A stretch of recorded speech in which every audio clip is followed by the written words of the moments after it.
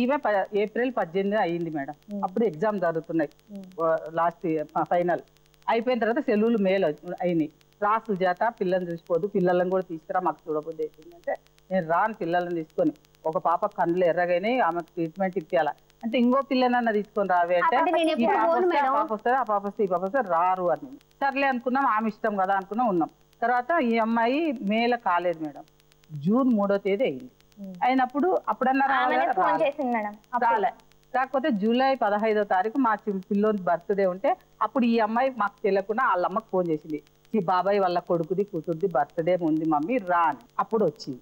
అప్పటికి 3వది అయింది అనమాట. వచ్చినాక సుజాత నువ్వు ఎండాకాలం సెలవులకు ఎప్పుడు వస్తుంది కదా రాలే, ఇట్లా అయింది పాప, ఏప్రిల్ 18వ తేదీ, మేల కాలేదు, జూన్ మళ్ళీ 3వ తారీఖు అయింది, ఇప్పుడు నువ్వు జూలైలో వచ్చినావు ఏం సుజాత అంటే నాకు చెప్పొద్దు అత్తయ్య అంటే మళ్ళీ రెండోసారి అయితే చెప్దాం అంటే కాలేదు. అప్పుడు సెలవులకు వచ్చింటే సరిపోతుండే, రాలే. నేను రాననింది, నేను రాను పిల్లలు. ఎండాకాలం సెలవుల్లోకి నేను ఆ పాప నేను తెచ్చుకుంటా మేడం, వచ్చి 3 రోజులు 3 రోజులు ఉన్న తర్వాత మేము ఏదో శక్తికి వచ్చి బట్టలు పిల్లలు తీసుకుంటా అంటే ఆ పాపకి మమ్మీ మీద ధ్యాస లేకుండా మొత్తానికి చంపేసింది. వాళ్ళ డాడీ చచ్చిపోయిండు, మమ్మీ కూడా నేను కూడా చచ్చిందని కింద చేశారు మేడం. ఇంకిద్దరు పిల్లలు ఉన్నారు కదా, మరి ఆ పిల్లలు ఆ రకంగా చేస్తే నేనేమైపోవాలి? ఇప్పుడు ఆ పిల్లలు ఎందుకలా, ఇప్పుడు ఆ పిల్లలు ఎదురుగానే ఉంది కదమ్మా, నా దగ్గరే ఎందుకు అలా చేస్తారు, ఏ విధంగా చేస్తారు? వాళ్ళు ఏమన్నా ఇప్పుడు అమ్మాయి నరికి హింసించి కష్టపెట్టారా? చక్కగా మంచి బట్టలు కొనిపెడుతున్నారు, మంచిగా చదువు చదివిస్తున్నారు, ఎందుకు మిమ్మల్ని వద్దంటారు వాళ్ళు?